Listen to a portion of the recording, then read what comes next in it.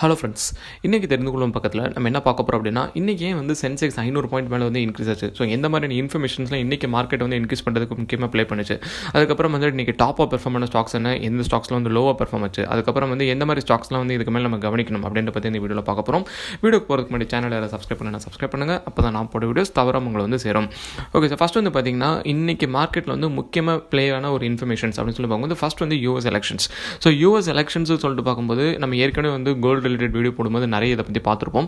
So இப்போ கரண்ட்டாக வந்து பார்த்திங்கன்னா ஜோ பிடன் தான் வந்து லீட் பண்ணிட்டு இருக்காரு. ஸோ ஜோ பிடனோட பிரசிடென்சி வர்ற பட்சத்தில் கார்ப்பரேட் டேக்ஸ்லாம் வந்து கம்மியாகும். ஸோ அதில் வந்து ஹைக் பண்ண மாட்டாங்க அப்படின்ற ஒரு ஹோப் இருக்குது. ஸோ அதனால் வந்து பார்த்திங்கன்னா பிஸ்னஸ்லாம் வந்து கொஞ்சம் வந்து க்ரோத் நோக்கி போயிட்டுருக்கு. அதுக்கு அடுத்ததுன்னு சொல்லி பார்க்கும்போது இவர் கண்டிப்பாக வந்து ஸ்டிமுலஸ் பேக்கேஜ் வந்து கொண்டு வந்துருவார்.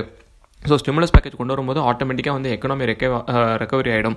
ஸோ அப்படி வந்து எக்கனாமி ரெக்கவரி ஆகும்போது பார்த்திங்கன்னா யூஎஸ் மட்டும் இல்லை, சார்ந்திருக்கிற எல்லா கண்ட்ரியோட ஸ்டாக்ஸுமே வந்து கூடும் அப்படின்றனால இந்தியன் ஸ்டாக் மார்க்கெட் வந்து இன்றைக்கி ஃபுல்லாகவே நல்லா பெர்ஃபார்ம் ஆகிட்டு இருக்குது. ஸோ செகண்ட் என்னன்னு சொல்லி பார்த்தீங்கன்னா பேங்க் ஆஃப் இங்கிலாண்டோட stimulus package announcement. So bank of England வந்து பார்த்திங்கன்னா 150 பில்லியன் பவுண்ட்ஸ் வந்து அவங்களோட எக்கனாமியை ரிவே பண்ணுறதுக்காண்டி ஒரு அனௌன்ஸ்மெண்ட் கொடுத்துருக்காங்க. இதுவும் நம்ம ஒரு வீடியோவில் வந்து பார்த்துருப்போம். ஸோ அந்த நியூஸ்க்கு அப்புறமும் வந்து பார்த்திங்கன்னா எல்லா ஸ்டாக் மார்க்கெட்டுமே வந்து கொஞ்சம் வந்து க்ரீனாக தான் வந்து போய்கிட்டு இருக்கு. ஸோ இதுக்கப்புறம் வந்து நேற்றுக்கு ரிலீஸ் ஆன ஃபெடரல் ரிசர்வ் மீட்டிங். ஸோ இந்த ஃபெடரல் ரிசர்வ் மீட்டிங்கில் வந்து என்ன சொல்லியிருந்தாங்க அப்படின்னா இன்ட்ரெஸ்ட் ரேட்டில் வந்து எந்த ஒரு ஆல்ட்ரேஷனுமே இருக்காது. ஸோ வந்து கம்மியாகக்கூடாது, அப்போ ஆகாது. ஸோ வந்து ஸ்டேபிளாக தான் வந்து போய்கிட்டு இருக்கும். ஸோ எப்போ வந்து எக்கனாமி கம்ப்ளீட்டாக ரெக்கவர் ஆகி இன்ஃப்ளேஷன் ரேட் 2% மேலே வருதோ அப்போ தான் வந்து இந்த இன்ட்ரெஸ்ட் ரேட்டை சேஞ்ச் பண்ணுவோம்னு சொல்லியிருக்காங்க. ஸோ இது வந்து பார்த்திங்கன்னா வந்து மோர் ஆர்லெஸ் கண்டிப்பாக வந்து ஒரு பாதிக்கிற ஒரு சுச்சுவேஷன் மாதிரி கொண்டு போகல. ஸோ இதுவும் வந்து பார்த்திங்கன்னா இன்றைக்கி வந்து ஸ்டாக் மார்க்கெட் வந்து பூஸ்ட் பண்ணுறதுக்கு வந்து ஒரு ஹெல்ப்பாக வந்து அமைஞ்சிருக்கு. ஸோ இன்றைக்கி வந்து கரண்ட்டாக வந்து பார்த்திங்கன்னா சென்செக்ஸ் வந்து 553 பாயிண்ட்ஸ் வந்து இன்க்ரீஸ் ஆயிருக்கு. அதாவது 1.34% கூடி கரண்ட்டாக வந்து 41,893 பாயிண்ட்ஸ் வந்து போயிட்டுருக்கு.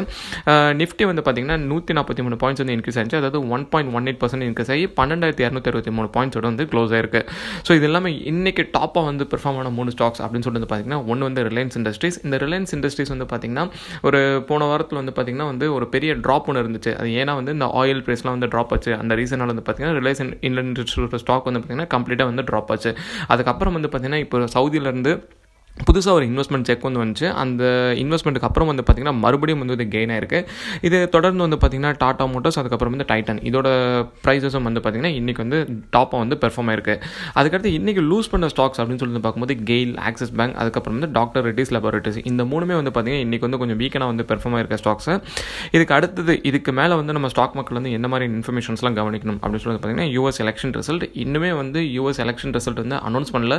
ஸோ யார் பிரசிடென்ட் அப்படின்றது வந்து அனௌன்ஸ் பண்ணணும். ஸோ வந்து வெறும் லீடிங்கில் போயிட்டு இருக்கிறனால பிடன் தான் வந்து பிரசிடென்ட் அப்படின்னு நம்ம சொல்லிட முடியாது. ஏன்னா வந்து அதில் வந்து நிறைய ப்ரொசீஜர்ஸ் இருக்குது. ஸோ அது எல்லாமே வந்து முடிவு பண்ணி யார் வந்து பிரசிடென்ட் அப்படின்னு ஒரு அனௌன்ஸ்மெண்ட்டுக்காக நம்ம கண்டிப்பாக வந்து வெயிட் பண்ணணும். அதை தொடர்ந்து வந்து பார்த்திங்கன்னா Q2 ரிசல்ட்ஸ், அதாவது ஒரு சில கம்பெனியோட செகண்ட் குவார்ட்டர் ரிசல்ட்ஸ் வந்து இன்னுமே பெண்டிங்கில் தான் இருக்குது. ஐடிசி, அசோக் லேலண்ட், இதெல்லாம் வந்து இன்னும் வர வேண்டியிருக்கு.